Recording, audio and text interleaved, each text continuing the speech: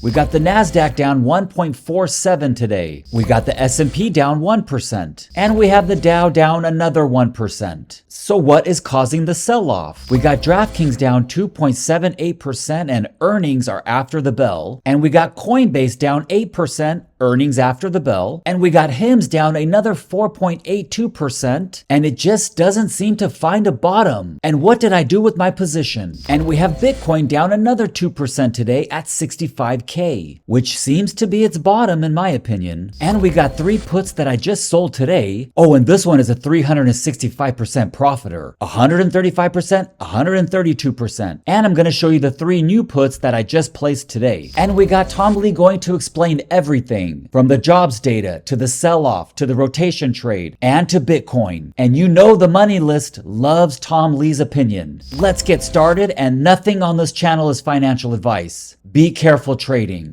So what is causing this sell-off? Is it that jobs data? The jobs data was released on Wednesday, and the hiring starts the year at a strong pace, with 130,000 jobs added in January, once again led by healthcare. And healthcare has been the case for more than a year. It accounted for more than half of the job gains in January, adding 82,000 positions. Construction also added 33,000 positions, but most other sectors were flat, and the federal government shed 35,000 positions. So is this jobs data good for the stock market or bad for the stock market? It's probably not good for the stock market because the stronger economy will necessitate fewer interest rate cuts, and inflation expectations also nudging higher. This is why the Fed didn't cut last month. The more jobs the Fed sees, the less they will cut, until Trump's new Fed chair comes into play. But you would think more jobs added would help the stock market, right? U.S. jobs data. Do you think it changes your thinking in any way? Fed Chair Powell says he subtracts 65,000 a month from any jobs report because he knows the revisions are negative. But I think that AI is sort of wreaking havoc across software now, and that means that jobs losses are soon to follow. So I think the stock market isn't going to care about the labor reports in their minds, because in the back of their minds they're going to say, well, how much of these are going to be lost in the future due to AI? So wait a second. If AI is taking away jobs, why did we just add jobs? If AI is eating jobs and AI is affecting software in a negative way, is that a good thing for the markets? Yeah, it is, but it's creating winners and losers. That's what the stock market's trying to figure out. Last year, they were buying the Mag 7. Those are like the armies. This year, people are buying energy, industrials, commodities, power generation, chips. Those are the bullet makers. So they're still buying AI, but they're buying the guys that receive the CapEx. I think software may be a net loser, but that they're a distributional consequence of AI. Oh, I get it. He's talking about the AI software rotation trade. So does that mean it's not going into other AI stocks? And where is the rotation going to? I think there's a scenario where the drawdown, we think it's a 3-phase market. So let's say we get into the period where the US stock market declines 10, 15, or 20%. A lot of that is probably a rotation out of Mag 7. So out of the armies and plowing into industrials, financials, everything else. Mag 7 is 55% of the market, right? That's a big complex. Oh, so the Mag 7 stocks are dying and Wall Street is pretty happy about it? So the rotation is going from Mag 7 into industrials? Not on this channel, they're not. I think this is a hoax because most of the Mag 7 stocks have a good valuation or are undervalued. So I'm not buying this one bit. These stocks are going to sell off and I'm going to jump right in them. So what is going on with Bitcoin at 65K? And didn't Tom Lee say it would be at 150K by January?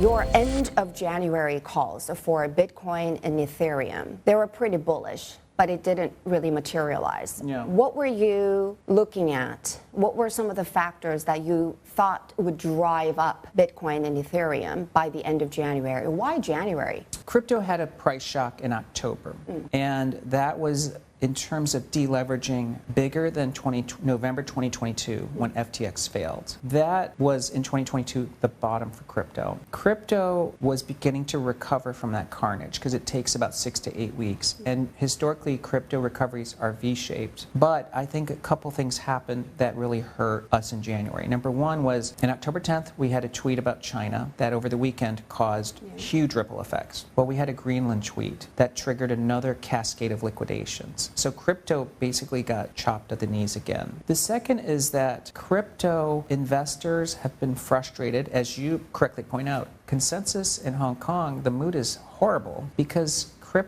past crypto winters, which are bear markets, happen when the stock market's declining. So people don't feel bad about like, oh, I'm stuck in crypto, but like everything stinks. But actually stocks have been okay and gold has been really good. So now people have like this egg on their face saying, am I a dunce for staying in crypto when I could have just been buying gold? Well, that is playing into the psychology because gold started to do really well in January. So I think FOMO plus the fact that there's now double negative leverage effects because of Greenland means crypto it looks really like it's bottoming because the fundamental story of crypto is quite positive. Well, I agree with Tom Lee on this one. I think Bitcoin is bottoming at 65K. These are my holdings. I'm up 70% and I'm looking to add. Let's go Bitcoin.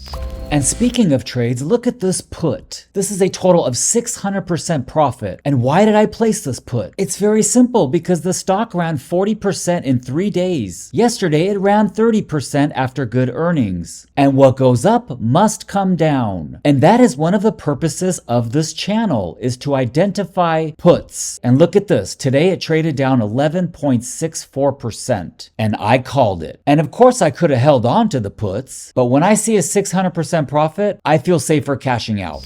And here's my newest put that I placed today. It's on Fastly, and the stock ran 72% today because of good earnings. But I don't care. I think it's coming down by February 20th, so I have a 16 put, and I have about 5 trading days. In my opinion, this cools off. The next put I placed, Caro Farm Therapeutics. It ran 21% today and 40% for the week. And their earnings per share are -14. I think it's going to cool off within the next 5 days. So I have a February 20th 750 put. Let's see what happens. Another put I placed today is Nectar Therapeutics. And this thing ran 7% today and 72% for the week. And we can see it's down -1.31 in after hours. And my put is the 65 put expiring February 20th. This one should cool off within the next 5 days. And this one should be a money printer. Let's see what happens.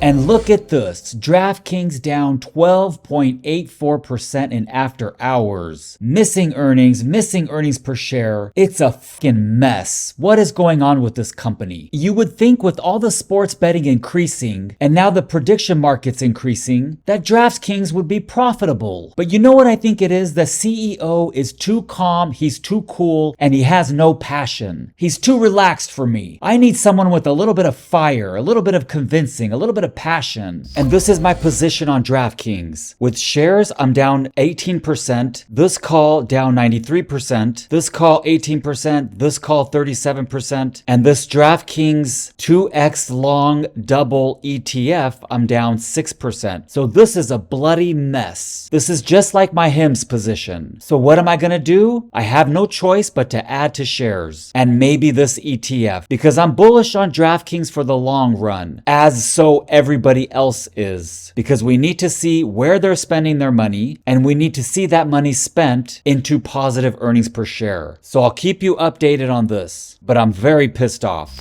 And of course, I'm pissed off about HIMS, but HIMS is not as bad as DraftKings because HIMS is profitable and they're posting 30% revenue growth year over year. And I expect this quarter to blow out the numbers in a couple weeks. So I'm not worried about HIMS shares. I'm adding to them and I'm only down 37%. And I'm not worried about this HIMS ETF XX and I'm only down 16% on that. So if it gets slammed for earnings, which I don't think it will, I'm going to add to the shares and I'm going to add to this ETF XX XLX. And hopefully this ETF and all of these calls make up for these 2 loser calls, because there's no way HIMS is getting back to 47 or 45 by March or June. But in the long run, the shares will make up for it, this ETF will make up for it, and some of these calls will make up for it. And if HIMS posts crappy earnings this next report, I will bite my tongue on this channel.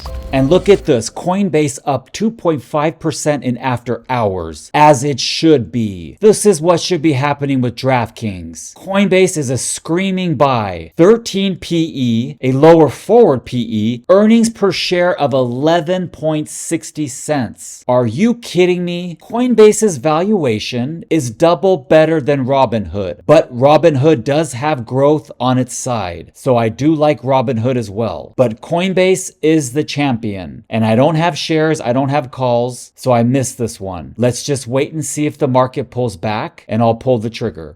Don't forget to hit the notification button and look for my videos at 6:30 a.m. because I'm going to start posting videos before I go to bed as well. Thank you for watching. See you in the next video.